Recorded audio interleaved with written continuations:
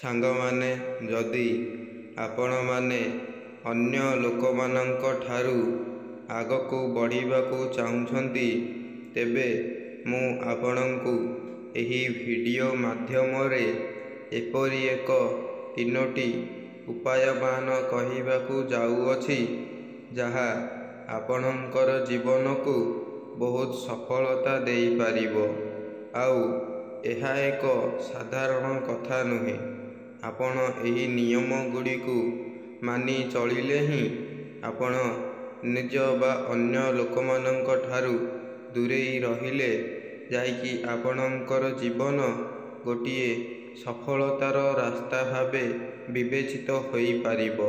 ତ ସାଙ୍ଗମାନେ, ସେହି 3ଟି ଉପାୟ କ'ଣ କ'ଣ ମୁଁ ଏହି ଭିଡ଼ିଓ ମାଧ୍ୟମରେ କହିବାକୁ ଯାଉଅଛି।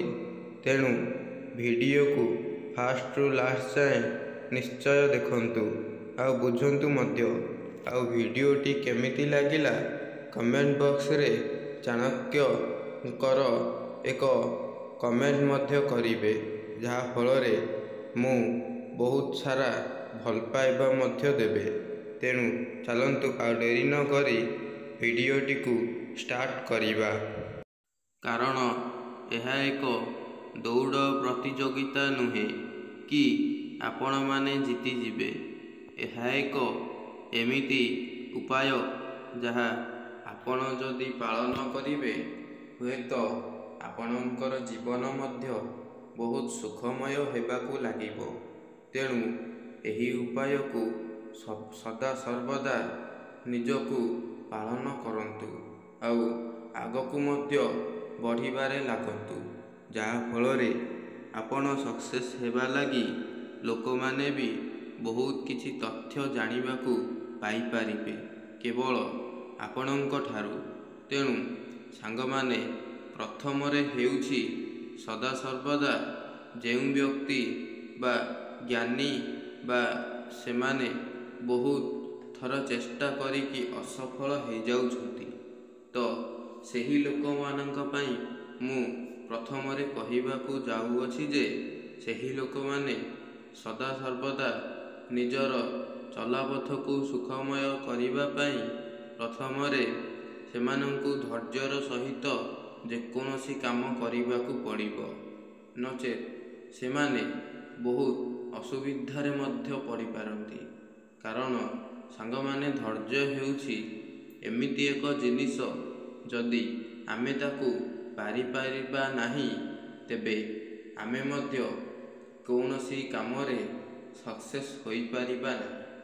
ତେଣୁ ସଦାସର୍ବଦା ନିଜର ଧୈର୍ଯ୍ୟ ଆଉ ସମୟ ଉପରେ ଧ୍ୟାନ ଦେବା ଶିଖନ୍ତୁ, ଯାହାଫଳରେ ଆପଣ ନିଜକୁ ନିଜେ ପରିବର୍ତ୍ତନ ମଧ୍ୟ କରିପାରିବେ ଏବଂ ନିଜ ଜୀବନ ମଧ୍ୟ ସୁଖମୟ ହୋଇପାରିବ।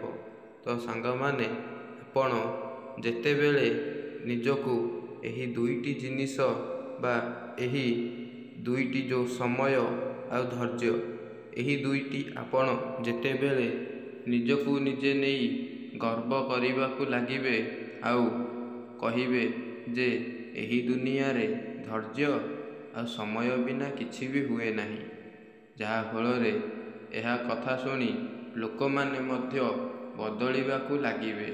ଆଉ ଆପଣ ଯଦି ଏହି ନିୟମକୁ ପାଳନ କରୁଛନ୍ତି, ତେବେ ଆପଣ ମଧ୍ୟ ବହୁତ ସଫଳତାର ରାସ୍ତା ହାସିଲ କରିପାରିବେ ଏବଂ ଅନ୍ୟମାନଙ୍କ ଠାରୁ ବହୁତ ଆଗକୁ ମଧ୍ୟ ଯାଇପାରିବେ। ଦ୍ୱିତୀୟରେ, ସଦାସର୍ବଦା ନିଜର ମାଇଣ୍ଡକୁ ନିଜ କଣ୍ଟ୍ରୋଲରେ ରଖିବାକୁ ଚେଷ୍ଟା କରନ୍ତୁ। ହୁଏତ ଅନ୍ୟ କଣ୍ଟ୍ରୋଲ ମଧ୍ୟ ହୋଇଯାଇପାରେ, କିନ୍ତୁ ସଦାସର୍ବଦା ନିଜ କଣ୍ଟ୍ରୋଲରେ ରହିଲେ ଆମର କୌଣସି ବି ଅସୁବିଧା ହୋଇପାରେ ନାହିଁ। ବରଂ ଯେକୌଣସି ଅସୁବିଧା ଆସିଲେ ମଧ୍ୟ ତା'ର ସମାଧାନ ହୋଇଯାଇଥାଏ। ତେଣୁ ମାଇଣ୍ଡକୁ କଣ୍ଟ୍ରୋଲ ରଖିବେ କିପରି? ସାଙ୍ଗମାନେ, ମୁଁ କହିବାକୁ ଚାହୁଁଅଛି ଯେ ମାଇଣ୍ଡ ହେଉଛି ଏମିତି ଏକ ଜିନିଷ, ଯାହା ଆମର ମାଇଣ୍ଡକୁ 2 ଭାଗରେ ବିଭକ୍ତ କରାଯାଇଅଛି।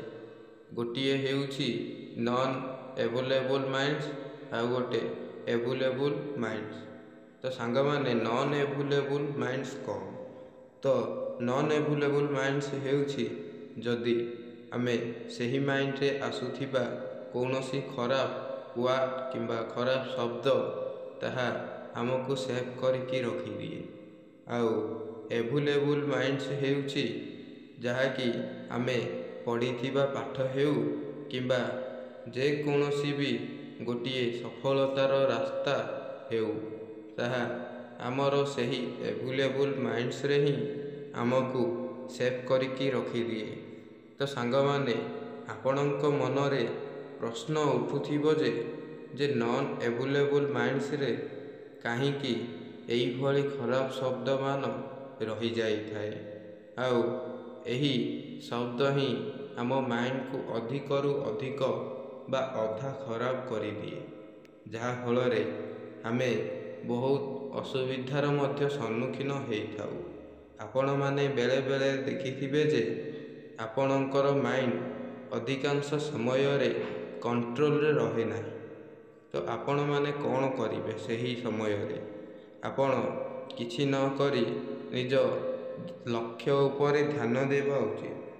ତାହେଲେ ଯାଇ ଆପଣଙ୍କର ମାଇଣ୍ଡ ଆପେ ଆପେ କଣ୍ଟ୍ରୋଲ ହେବାକୁ ଲାଗିବ।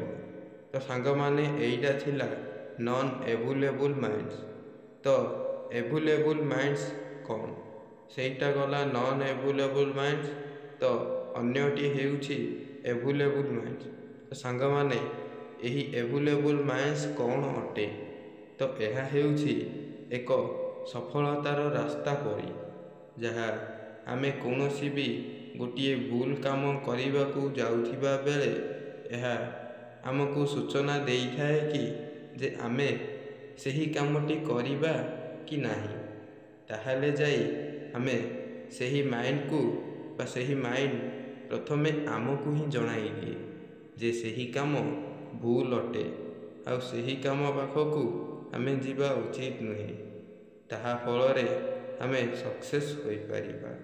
ତ ମୁଁ ଗୋଟିଏ କଥା କହିବାକୁ ଚାହୁଁଅଛି ଯେ ସଦାସର୍ବଦା ନିଜର ମାଇଣ୍ଡକୁ ଏମିତି କଣ୍ଟ୍ରୋଲ କରନ୍ତୁ ଯେ କୌଣସି ଲୋକ ଚାହିଁଲେ ବି ନିଜର କିଛି ଫରକ ମଧ୍ୟ ପଡ଼ିବ ନାହିଁ।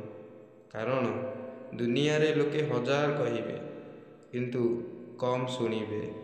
ଏହାର ଗୋଟିଏ ଛୋଟିଆ ଏକ୍ଜାମ୍ପଲ୍ ହେଉଛି, ଏହି ଦୁନିଆରେ 100 ଭାଗ ଲୋକରୁ 90% ଲୋକ ତୁମର କେବଳ କଥା ଶୁଣିବେ କିନ୍ତୁ କିଛି କରିବେ ନାହିଁ। କିନ୍ତୁ 10% ଲୋକ ତୁମର ସାଥ ଦେବେ ଆଉ ବହୁତ ସାହାଯ୍ୟ ମଧ୍ୟ କରିବାକୁ ଲାଗିବେ। ତ ସାଙ୍ଗମାନେ, ଦୁନିଆ ହିଁ ବହୁତ ବଡ଼ ଅଜବ ହୋଇଗଲାଣି। ତେଣୁ ମୁଁ ଆପଣଙ୍କୁ ଯେଉଁ କହିଲି ଦ୍ୱିତୀୟର ନିୟମ ଗୁଡ଼ିକ କ'ଣ କ'ଣ ଅଟେ, ତାହାକୁ ଯଦି ଆପଣ ମାନି ଚଳିବେ ତେବେ ଆପଣ ବି ଅନ୍ୟମାନଙ୍କ ଠାରୁ ବହୁତ ଆଗକୁ ଯାଇପାରିବେ ଆଉ ସକ୍ସେସ୍ ମଧ୍ୟ ହୋଇପାରିବେ।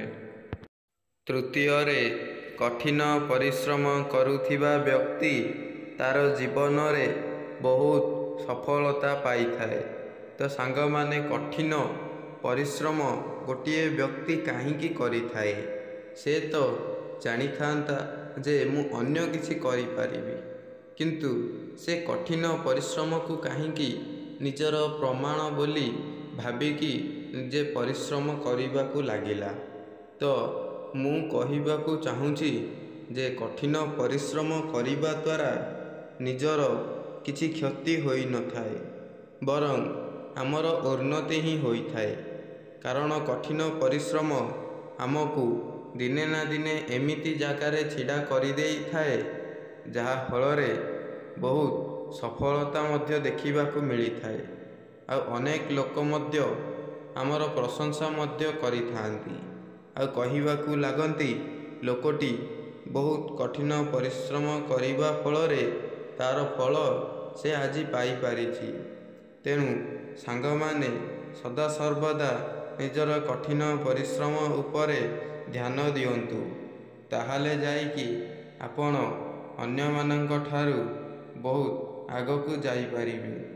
କିନ୍ତୁ ମୁଁ ଗୋଟିଏ କଥା କହିବି ଯେ ଅନ୍ୟମାନେ କିପରି ଅଛନ୍ତି ଆଉ ତୁମେ କିପରି ଅଛ? ଦୁଇ ଜଣଙ୍କ ଭିତରେ ବହୁତ ଫରକ ଅଛି। କାହିଁକି ନା ଅନ୍ୟମାନେ ହୁଏତ ବେକାର ହୋଇକି ବୁଲୁଥାନ୍ତି, କିନ୍ତୁ ନିଜେ କଠିନ ପରିଶ୍ରମ ଦ୍ୱାରା ନିଜ ଫଳ ନିଜେ ହିଁ ହାସିଲ କରିଥାଉ। ତେଣୁ କେବେ ହେଲେ ବି ଅନ୍ୟମାନଙ୍କ ସହିତ କେବେ ମଧ୍ୟ ବିଶ୍ୱାସ କରି ନିଜକୁ ତଳେ ପକାଇବାକୁ ଚେଷ୍ଟା କରନ୍ତୁ ନାହିଁ। କାରଣ ଆଜି ସେମାନେ ଅଛନ୍ତି ଆଉ କାଲି ମଧ୍ୟ ବଦଳି ଯାଇପାରନ୍ତି। ତେଣୁ ଆମେ ଯଦି କାହା ଉପରେ କିଛି ବିଶ୍ୱାସଘାତକତା ନ କରି ଆମେ ଯଦି ନିଜର କର୍ମ ପଥରେ ଆଗେଇ ଚାଲିବା ନା, ତେବେ ଆମକୁ ସକ୍ସେସ୍ ହେବାରେ କୌଣସି ଲୋକ ବି ରୋକିପାରିବ ନାହିଁ। ତେଣୁ ଅନ୍ୟମାନେ ଯାହା କରୁଛନ୍ତି କରୁଥାନ୍ତୁ, ସେଥିରେ ଆପଣ କିଛି କହିବାର ନାହିଁ। ଏହି ଦୁନିଆ ବହୁତ ସ୍ୱାର୍ଥପର ହୋଇଗଲାଣି। ଯଦି ଆପଣ ତାକୁ ଗୋଟିଏ କଥା କହିବେ, ତେବେ ସେ ଆପଣଙ୍କୁ ଆହୁରି ଅନେକ 10 ଗୋଟି କଥା କହିଦେବ। ତେଣୁ ଆପଣ କାହାକୁ କିଛି କହିବା ଦରକାର ନାହିଁ। ଆପଣ ଯେମିତି ଅଛନ୍ତି ବହୁତ ସର୍ବଶ୍ରେଷ୍ଠ ଅଛନ୍ତି। ତେଣୁ ନିଜ ସଫଳତା ଦିଗରେ ହାସିଲ କରନ୍ତୁ। ତ ସାଙ୍ଗମାନେ, ଆଜିର ଏହି ଟପିକଟିକୁ ମୁଁ ଏଇଠି ଶେଷ କରୁଛି। ପୁଣି ଦେଖାହେବା ଆଉ ଗୋଟିଏ ନ୍ୟୁ ଟପିକର ଭିଡ଼ିଓରେ। ତ ସେତିକି ପର୍ଯ୍ୟନ୍ତ ମୁଁ ରହୁଛି। ଆପଣଙ୍କୁ ଅଶେଷ ଅଶେଷ ଧନ୍ୟବାଦ।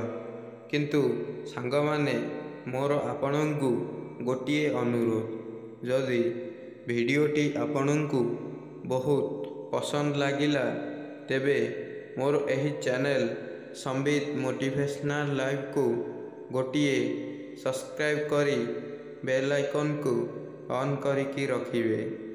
ଯାହାଫଳରେ ମୁଁ ଭିଡ଼ିଓ ଛାଡ଼ିବା ମାତ୍ରେ ଆପଣଙ୍କ ପାଖକୁ ନୋଟିଫିକେସନ୍ ଜରିଆରେ ସର୍ବପ୍ରଥମେ ପହଞ୍ଚିବାକୁ ଲାଗିବ। ଏବଂ ଆଉ ଗୋଟିଏ କଥା ସାଙ୍ଗମାନେ, ଭିଡ଼ିଓଟିକୁ ବହୁତ ସାରା ଭଲ ପାଇବା ଦିଅନ୍ତୁ।